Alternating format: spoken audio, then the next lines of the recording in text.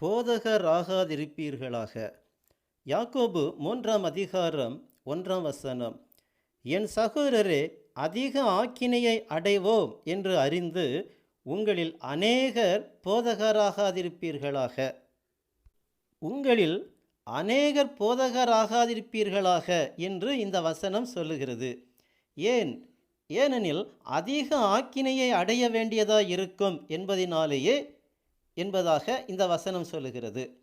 மத்தேயு 23 அதிகாரம் 8 இயேசு கிறிஸ்து சொன்னார், நீங்களோ ரபி என்று அழைக்கப்படாதிருங்கள், கிறிஸ்து ஒருவரே உங்களுக்கு போதகராயிருக்கிறார், நீங்கள் எல்லாரும் சகோதரராயிருக்கிறீர்கள். ரபி என்றால் போதகர் என்று அர்த்தம். நம்மில் எவரும் போதகர் என்று அழைக்கப்படக்கூடாது என்பதே பரிசுத்த வேதாகமம் சொல்லும் எச்சரிப்பு. ஆனால் எபிரேயர் 5 அதிகாரம் 12 காலத்தை பார்த்தால் போதகராயிருக்க வேண்டிய உங்களுக்கு என்று எழுதப்பட்டுள்ளதே.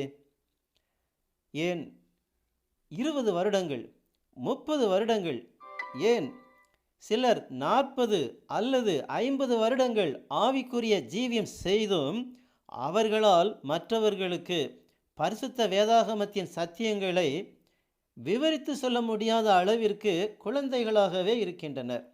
ஆகவேதான் எபிரேயர் 5 அதிகாரம் 12 போதகராயிருங்கள், அதாவது மற்றவர்களுக்கு பிரசங்கம் பண்ணி போதகம் பண்ணும் அளவிற்கு சிறந்த போதகராக இருங்கள். ஆனாலும் போதகர் என்று மற்றவர்களால் அழைக்கப்பட விரும்பாதிருங்கள் என்பதே பரிசுத்த வேதாகமம் சொல்லும் சத்தியம்.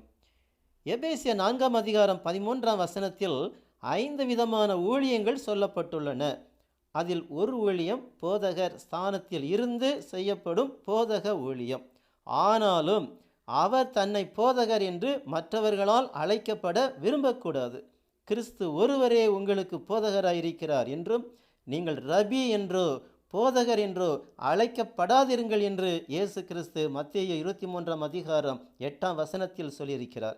இதை மீறி அவ்விதமாக போதகர் என்று அழைக்கப்பட விரும்பினால் அதிக ஆக்கினையை அடைவோம் என்று இந்த வசனம் எச்சரிக்கின்றது. கர்த்தராகிய இயேசு கிறிஸ்துவின் நாமம் மகிமைப்படுவதாக.